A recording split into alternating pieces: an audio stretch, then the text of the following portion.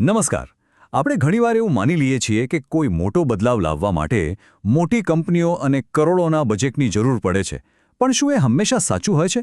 આજે આપણે એક એવી શોધ વિશે વાત કરીશું જે આખી માન્યતાને જ બદલી નાખે છે. આ કહાની છે ગ્રીન એનર્જીના એક અદ્ભુત આવિષ્કારની, જે કોઈ મોટી લેબમાંથી નહીં પણ એક સ્થાનિક શાળાના પ્રોજેક્ટમાંથી જ જન્મી છે.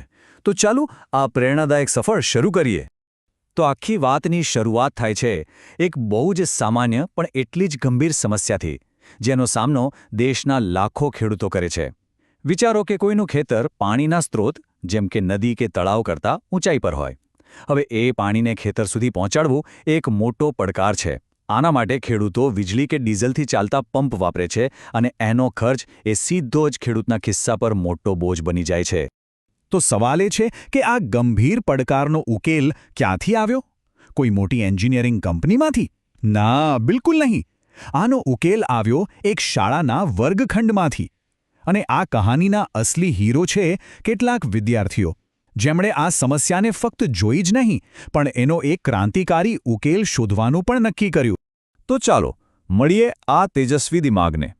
આ છે વિદ્યાર્થીઓ વસાવા માહીબેન મુકેશભાઈ અને પટેલ જરિયાન, અને એમને સાચું માર્ગદર્શન આપનાર એમના શિક્ષક રાઠવા વિક્રમભાઈ કાદુભાઈ. આ બધા આવે છે છોટાઉદેપુર જિલ્લાની માંજરોળ પ્રાથમિક શાળામાંથી. ખરેખર એ વાત સાબિત થાય છે કે પ્રતિભાને કોઈ શહેર કે ગામના સીમાડા નથી નડતા. હવે વાત કરીએ એ શોધની જેણે બધાને વિચારતા કરી દીધા. એક એવો વોટર પંપ જેની કિંમત એટલી ઓછી છે કે પહેલી વારમાં તો વિશ્વાસ જ ના થાય. ચાલો એની સૌથી અદ્ભુત ખાસિયત પર સીધી નજર કરીએ. ફક્ત 700 રૂપિયા. હા, બરાબર સાંભળ્યું. આ આખો પંપ બનાવવાનો અંદાજિત ખર્ચ છે માત્ર ને માત્ર 700 રૂપિયા. આ એક આંકડો જ આ પ્રોજેક્ટ કેટલો અસાધારણ છે એ બતાવવા માટે પૂરતો છે.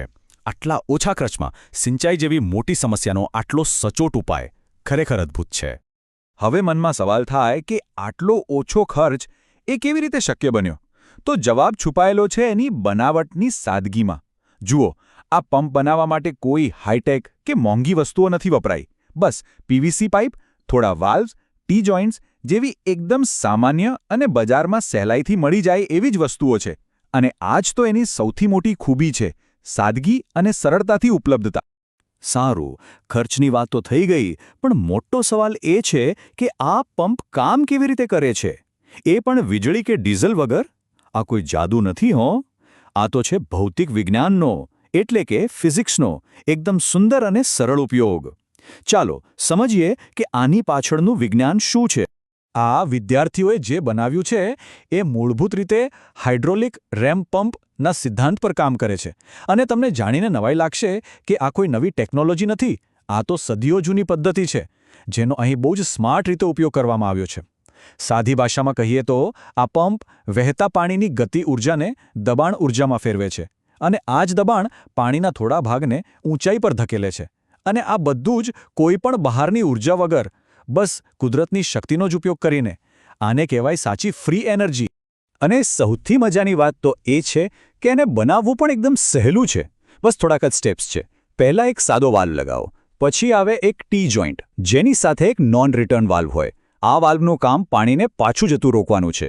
પછી એક હવાચુસ્ત એર ચેમ્બર લગાવવામાં આવે છે, જે હવાના દબાણને જાળવી રાખે છે. બસ આખી ગોઠવણનો મુખ્ય હેતુ પાણીના પ્રવાહને કંટ્રોલ કરીને પ્રેશર બનાવવાનો જ છે. આટલી સરળ ડિઝાઇન જ એને આટલી ખાસ બનાવે છે. તો ટૂંકમાં કહીએ તો આ પંપ 3 મુખ્ય કુદરતી સિદ્ધાંતો પર ચાલે છે. એક, વહેતા પાણીનું પોતાનું દબાણ. બીજું, ગુરુત્વાકર્ષણ બળ, જે પાણીને ગતિ આપે છે. અને ત્રીજું, એર ચેમ્બરમાં બનતું હવાનું દબાણ, જે પાણીને ઉપર ફેંકે છે. બસ આ 3 કુદરતી શક્તિઓ ભેગી થઈને આ પંપને વીજળી વગર, બળતણ વગર સતત ચલાવે છે. વિજ્ઞાન તો સમજ્યા, પણ આ નાનકડી શોધની અસર કેટલી મોટી હોઈ શકે છે? આ માત્ર એક સ્કૂલ પ્રોજેક્ટથી ઘણું વધારે છે.